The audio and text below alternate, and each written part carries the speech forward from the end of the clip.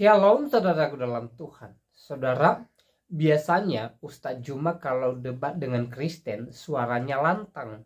Tapi kali ini tidak, saudaraku dalam Tuhan, karena lawan debatnya adalah orang yang sangat paham sejarah, menguasai bahasa Ibrani dan Yunani, dan akhirnya apologet Kristen ini menjelaskan secara detail kepada Juma bahwa Yesus adalah Tuhan dari bahasa Ibrani Yunani, dan Juma hanya bisa diam mendengar saja. Nah, saudara dalam Tuhan, mari kita melihat videonya terlebih dahulu dan pastikan tekan tombol like, tombol subscribe, dan share video ini supaya melalui video ini semakin banyak yang cerdas dan semakin banyak yang terberkati. Berikut videonya.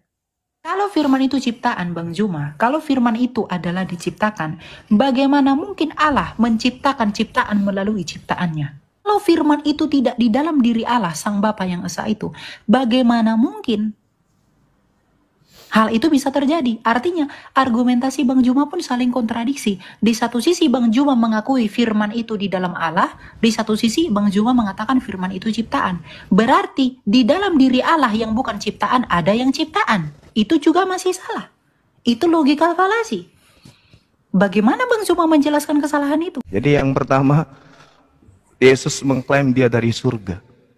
1 Korintus 15:48. Makhluk-makhluk surgawi sama seperti Yesus yang berasal dari surga. Gugur. Jamak. Makhluk dikatakan di sana dalam bahasa Yunaninya koikos. Choikos. Makhluk-makhluk berasal dari surga sama seperti Yesus yang berasal dari, gugur dia di situ. Kemudian catatan saya ada beberapa hal. Firman jadi buku. Siapa bilang firman jadi buku? Tak ada. Tak ada konsep di Islam firman jadi buku, tak ada. Yang ada, kalam dibukukan. Kalam disatukan dalam sebuah buku. Dan kalam itu bukan buku. Buku itu ciptaan, kertas dan tinta. Nih. Ini ciptaan. Firman menjadi daging. Siapa bilang firman jadi daging? Maksudnya firman Allah kepada Maria agar Maria melahirkan seorang anak. Firman itu mewujud sesuai dengan kehendak Elohim, dia jadi daging. Jadi firman daging. Apa buktinya? Yesus masih menerima firman. Segala firman yang engkau berikan kepadaku telah aku sampaikan kepada mereka. Yohanes 17:8, Yohanes 12:49, lebih sadis lagi. Aku tidak berkata-kata dari diriku sendiri. Loh, katanya kamu firman. Yang dikatakan firman, kun, jadi, maka jadi. Mazmur 33 nomor 9, memberi perintah, maka semuanya ada. Yesus, aku tidak dapat berbuat apa-apa dari diriku sendiri. Gugur lagi. Gugur. Jadi konsep firman yang Anda imani selama ini keliru besar. Firman jadi daging, salah.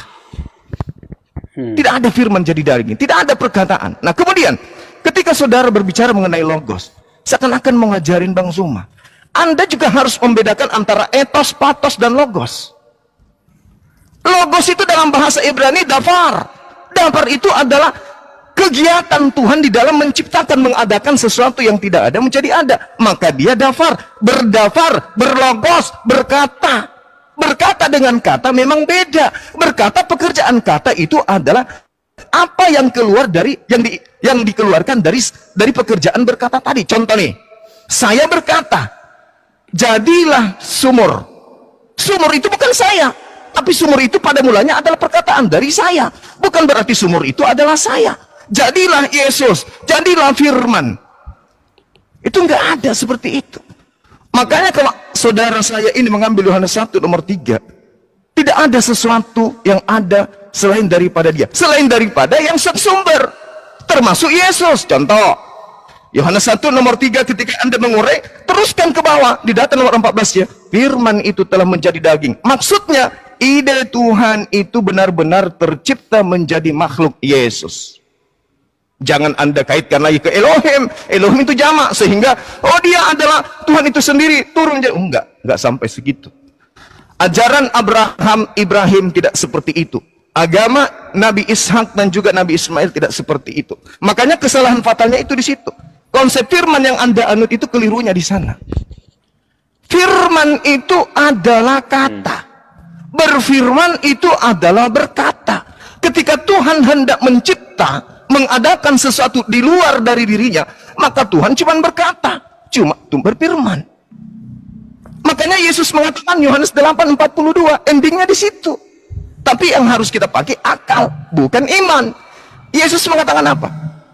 Aku datang di atas muka bumi ini menjadi daging, bukan atas kehendakku. Halo. Berarti dia bukan sang firman. Berarti dia bukan dafar, tetapi dia adalah buah yang dihasilkan kemudian dari pikiran, ide, gagasan Tuhan. Tuhan menginginkan menciptakan sebuah mujizat di tengah-tengah Bani Israel. Nabi Musa diutus. Kisah Para Rasul 13 nomor 23. Tuhan menginginkan kemudian juru selamat di tengah-tengah Bani Israel. Yesus diutus. Jadi Yesus ini pada mulanya adalah firman. Betul. Yesus pada mulanya adalah firman. Yesus pada mulanya adalah ide. Ide itu bersama-sama dengan Tuhan. Dan ide itu keluar dengan cara Tuhan berfirman. Apa buktinya? Gabriel pada bulan ke-6 datang menyampaikan firman itu kepada Maria. Tuhan yang Maha Tinggi menginginkan engkau hamil. Hamil dia. Jadi Yesus pada mulanya adalah firman. Firman itu bersama-sama dengan Tuhan. Dan firman itu telah menjadi daging. SARS. Sudah menjadi makhluk hidup bernama Yesus. Makanya Yesus bukan Tuhan. Bukan Elohim. Tetapi manusia 100%. Demikian, silakan. Oke. Saya ini coba akhir dulu, Bang Juma. Kalian dengar jawaban Elia Miron. Iya, ya. Okay. Sudah? Ya, sudah. Sebentar ya. Ya. Oke, yang pertama Yesus menyampaikan firman. Tadi Bang Zuma katakan, inilah makanya perlunya Bang Zuma dengan kerendahan hati saya mengajak Anda untuk belajar lebih dalam lagi ya. Tadi kita berkata Yesus adalah Logos. Nah, coba kita analisa kata Yohanes 17 ayat 8. Di sini Bang Zuma mungkin tidak tahu dan belum belajar masalah firman ya. Di sini coba kita lihat. Sebab segala firman yang kau sampaikan kepadaku. Nah, firman di sini, firman yang didapati saudara Bapak itu bahasa Yunaninya apa? Firman di sini remata, rema, bukan logos. Jadi bedakan ya Bang Zuma ya antara rema dan logos. Dan Yesus itu adalah nih kita lihat di dalam ini tadi di dalam nih pada mulanya adalah firman. Firman itu bersama-sama dengan Allah. Coba lihat dalam Yunaninya dalam naskah Textus Receptus. Logos. Jadi Bang Juma pun lagi dan lagi masih gagal. Yesus menyampaikan firman yang disampaikan itu bukan logos, tapi yang disampaikan itu adalah rema. Nah, yang kedua, perkataan saya itu bukan saya. Tadi Bang Juma mengatakan begitu menyangkut Yesus sebagai ide ilahi. Nah, lalu yang menjadi pertanyaan saya, bukankah idenya Bang Zuma itu lahir dari Bang Zuma? Katakanlah saya tidak melihat wajah Bang Zuma, dan saya mendengar firmannya Bang Zuma yang menjadi suara. Artinya saya bisa mengenal Bang Zuma melalui firmannya Bang Zuma yang menjadi suara. Nah, kita pun bisa mengenal Allah yang tidak kelihatan melalui firmannya yang menjadi manusia. Dia tidak kelihatan, maka dia memperkenalkan dirinya dengan imanen atau kelihatan ke dunia. Sebab Yesus adalah gambaran Allah yang tidak kelihatan. Kolose 1 ayat 15. Nah, masalah Yohanes 1 ayat 3, dia itu ciptaan. Mohon maaf, coba kita lihat dalam Yohanes 1 ayat 3. Kita baca dengan teliti. Pada mulanya sudah ada firman. Firman itu bersama-sama dengan Allah dan firman itu adalah Allah. Ia pada mulanya bersama-sama dengan Allah. Segala sesuatu dijadikan melalui firman, dan tanpa firman tidak ada suatu pun yang telah jadi dari segala yang telah dijadikan. Kalau firman itu ciptaan Bang Juma, kalau firman itu adalah diciptakan, bagaimana mungkin Allah menciptakan ciptaan melalui ciptaannya? Kalau firman itu tidak di dalam diri Allah, Sang Bapa yang Esa itu, bagaimana mungkin hal itu bisa terjadi? Artinya argumentasi Bang Juma pun saling kontradiksi. Di satu sisi Bang Juma mengakui firman itu di dalam Allah, di satu sisi Bang Juma mengatakan firman itu ciptaan. Berarti di dalam diri Allah yang bukan ciptaan ada yang ciptaan. Itu juga masih salah. Itu logika falasi. Bagaimana Bang Juma menjelaskan kesalahan itu? Ya, jadi kalau firman itu Bang Juma katakan adalah ciptaan, berarti di dalam diri Allah. Tadi Bang Juma mengakui ya bahwa ide itu keluar dari Bapa, ide itu keluar dari Allah. Berarti Anda mengakui bahwa di dalam diri Allah ada ciptaan. Masa ciptaan ada di dalam diri Allah yang kekal? Dan ketika firman itu menjadi manusia, Bang Juma perlu tahu dia tidak bertransubstansiasi. Yang tadinya Allah berubah menjadi manusia. Seperti nasi menjadi bubur. Ada bubur, nasinya tidak ada. Bukan begitu. Tapi dia dalam hakikat keilahiannya, dia menambahkan kodrat manusia. Sama seperti Bang Juma tadi, kalam yang dibukukan. Oke, kami pun bisa mengatakan kalam yang dimanusiakan. Tidak ada yang salah. Karena dia menjadi itu bukan berubah substansi Bang Zuma. Tetapi dia itu menjadi menambahkan kodrat. Jadi kalau Bang Juma mengatakan kami tidak mengimani itu, kalam itu menjadi, kalam itu dibukukan. Kami pun berkata kalam itu dimanusiakan. Ya. Jadi dari tadi argumentasi saya yang bertabrakan, argumentasi Bang Juma yang bertabrakan tetap dibantah dengan argumentasi juga yang belum jelas. Coba tadi dari studi kata logos di sini, ya, di atas ini kata logos nomina. Bagaimana mungkin Anda mengatakan ini keinginan? Mohon maaf, Bang Juma belajar bahasa Yunani dari mana? Di sumber literasi Yunani mana logos itu adalah keinginan? Kalau itu keinginan, Bang Zuma, berarti itu akan bertabrakan dengan itu sebagai ide ilahi yang di dalam. Ya, jadi Yesus itu adalah firman Allah dan dia kekal di dalam diri Allah, maka itu adalah Allah. Itulah monoteisme yang sejati yang menjelaskan kebagaimanaan Allah yang esa itu. Ya, itu coba dibantah dulu dengan data ya. Ya, silakan Bang Juma. Jadi ada hal yang menarik dari ungkapan terakhir tadi dari Delia yang mengatakan bahwa Tuhan menambahkan. Nah, di sini sebenarnya inilah kehadiran Kristen itu di situ. Jadi ajaran Abrahamik ini, ajaran tauhid ini, itu kemudian ditambahkan dengan konsep Tuhan menambahkan kodrat manusia. Nah, pada saat Tuhan menambahkan kodrat manusia, inilah jatuhnya kepada ciptaan. Kemanusiaan ini ciptaan. Makanya dikatakan firman, logos, sifat yang ada pada diri Tuhan, ide, gagasan, keinginan Tuhan yang ada pada diri Tuhan, daya cipta, daya penciptaan yang ada pada diri Tuhan itu, Tuhan aktualisasikan dalam bentuk perkataan. Maka dia berkata, keluar dari sifatnya, logosnya yang melekat pada diri Tuhan itu, kemudian dia mengatakan, aku hendak menciptakan makhluk bernama Yesus dari seorang wanita perawan bernama Maria. Itu logos, sifat yang melekat pada diri Tuhan. Sifat ini kemudian terrealisasi dengan rema, dengan dia berfirman. Maka malaikat Gabriel menyampaikan kepada Maria, terrealisasilah apa yang ada. Begitu daging ini jadi manusia karena dia dikasih roh, kemudian dia menerima rema, dia menerima kehendak firman Tuhan. Makanya ketika Yohanes 17:8 saudara tunjukkan kata itu memang betul. Yesus menerima rema. Oke. Yesus menerima perkataan. Yes. Jadi sang logos menitipkan kemudian rema, ucapan kepada sang perantara, yaitu Yesus yang adalah makhluk. Itu tidak salah di sana. Itu tidak keliru.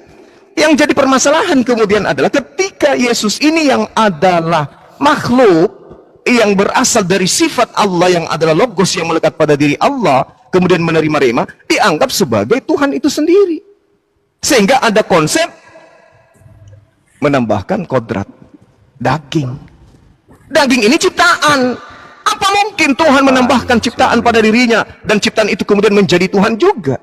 Ya tidak mungkin lah. Itu konsep para dewa.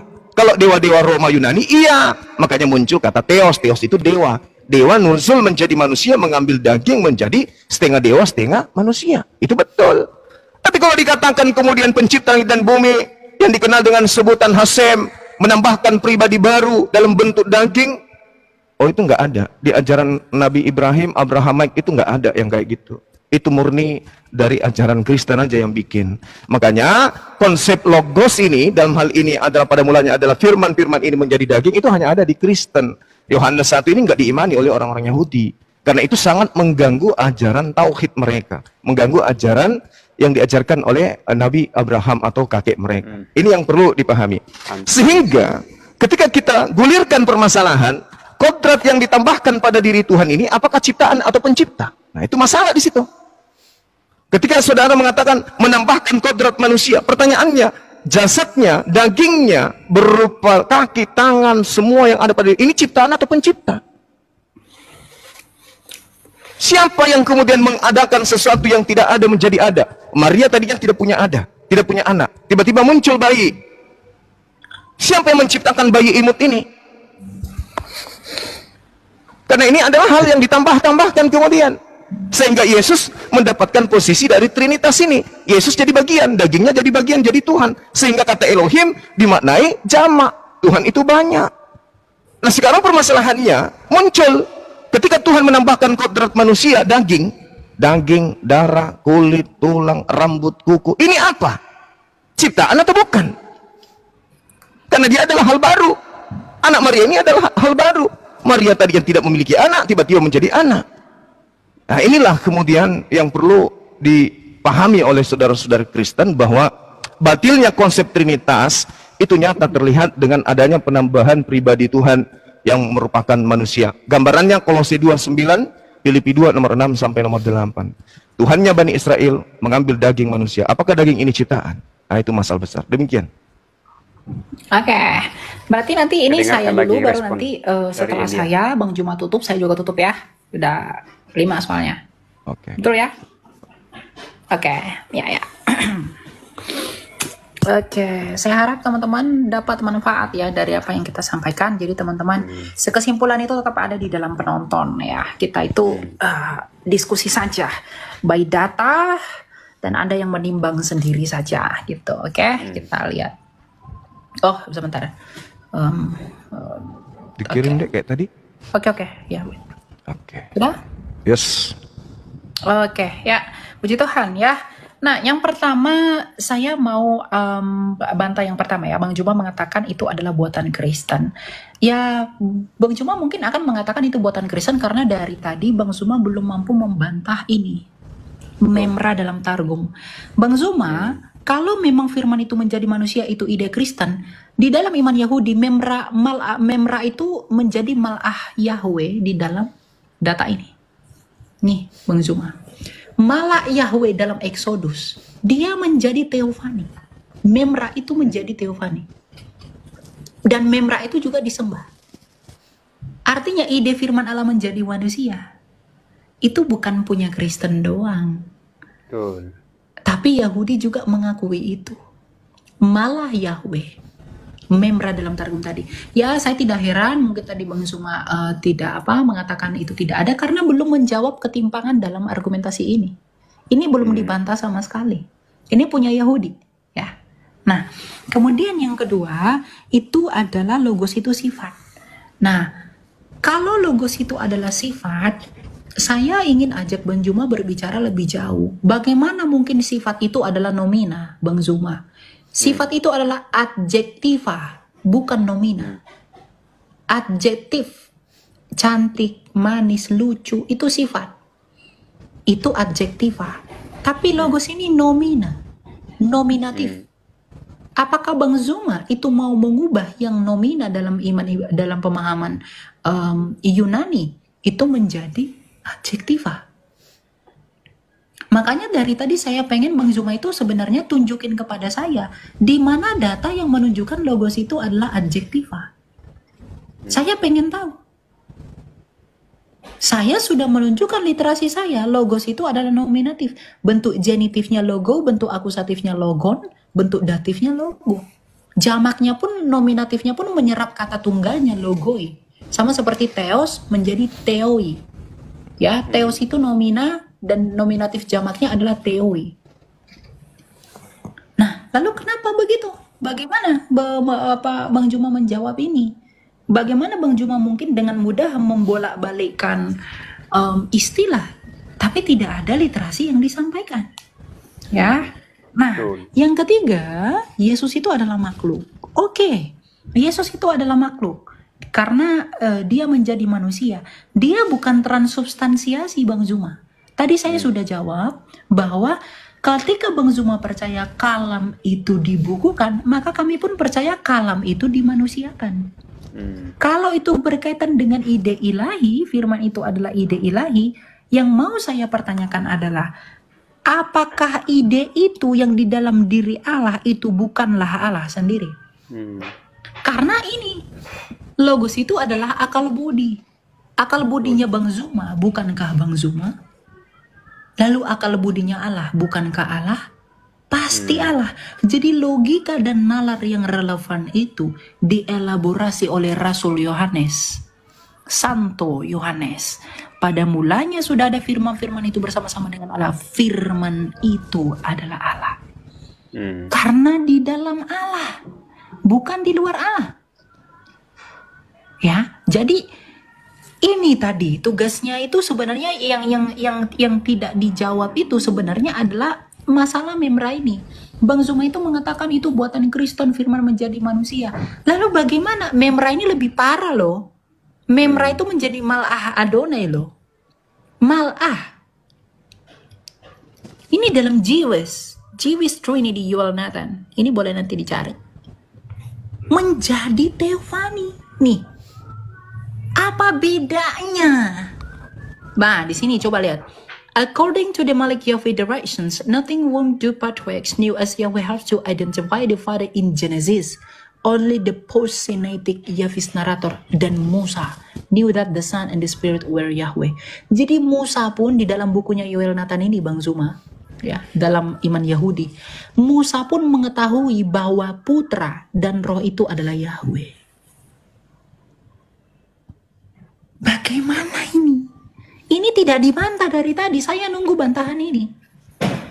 Dan ini, bagaimana Anda membalikkan domina itu menjadi adjektiva? Begitu ya. Jadi persoalannya kiranya tidak selesai karena itu tidak terjawab. Ya. Literasi. Baik, saudara dalam Tuhan, itu videonya kita sudah simak apa yang dibahas oleh Elia Miron dengan Juma di video tadi.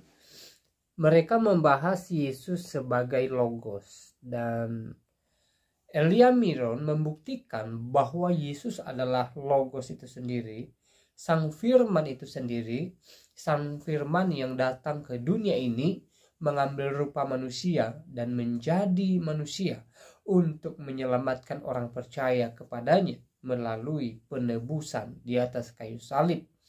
Dan saudaraku dalam Tuhan, ya, banyak hal yang disampaikan oleh Juma, dan puji Tuhan kita boleh lihat di video tadi bagaimana Elia Miron menjawab semua apa yang disampaikan dan dipertanyakan oleh Juma dengan santai dan cerdas ya. Jawaban-jawabannya jawaban yang sangat cerdas ya. Nah, saudaraku dalam Tuhan, semoga di kemudian hari ya, Juma semakin disadarkan bahwa Yesus adalah Tuhan. Walaupun di dalam ruang debatnya ketika dia debat dengan Kristen, Juma ini berusaha membuktikan kalau Yesus itu hanya manusia biasa. Jadi semoga dengan banyaknya orang Kristen yang sering bincang-bincang dengan Juma tentang kealahan Yesus, ya, semoga di kemudian hari Juma sadar kalau Yesus adalah Tuhan dan Sang Juru Selamat itu sendiri, ya. Nah, saudara dalam Tuhan, seperti yang saya sampaikan di video-video saya sebelumnya, bahwa sebenarnya sudah banyak bukti kalau Yesus adalah Tuhan itu sendiri. Sudah terlalu banyak bukti. Bahkan Yesus sendiri menunjukkan dirinya adalah Tuhan. Dia mengatakan dirinya bahwa dia pemilik sorga, dia jalan satu-satunya ke sorga. Dia juga melakukan berbagai mujizat, hal-hal supranatural ya, selama dia di bumi ini. Bahkan tidak hanya menyembuhkan orang sakit ya, dia malah membangkitkan orang mati ya. Itu semua bukti bahwa Yesus adalah yang punya kuasa ya. Yesus mampu melakukan segala kuasa, saudara dalam Tuhan ya. Dan Yesus juga mengalahkan maut ketika dia mati di atas kayu salib, dan di hari yang ketiga dia bangkit dari antara orang mati sebagai bukti bahwa dia adalah Allah yang menguasai maut atau yang berkuasa atas maut, dan maut tidak berkuasa atas Tuhan Yesus. Ya.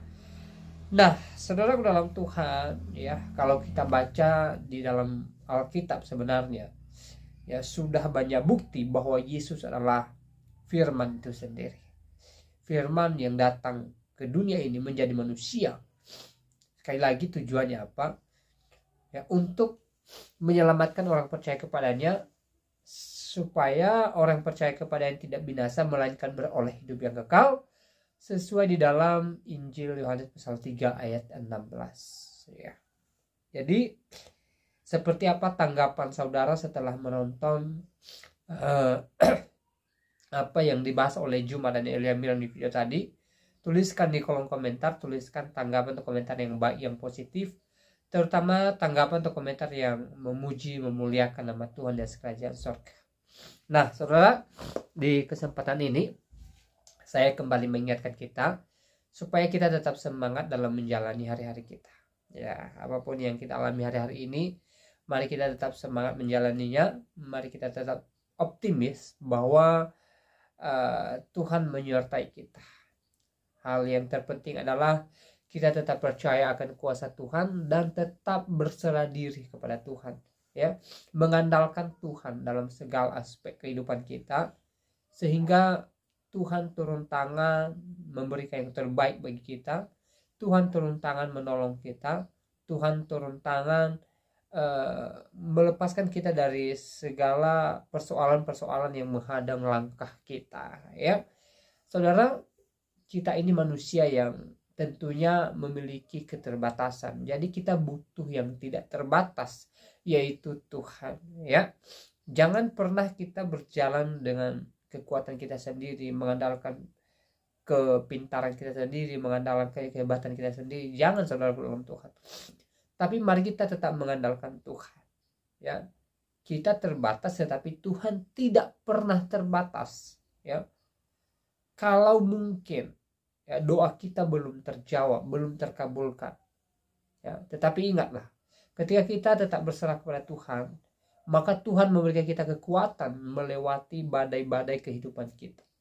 Saudara, sudah banyak contoh di dalam Alkitab bagaimana para nabi, para rasul, para imam mengalami berbagai masalah.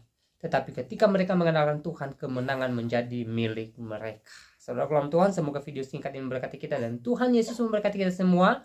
Shalom.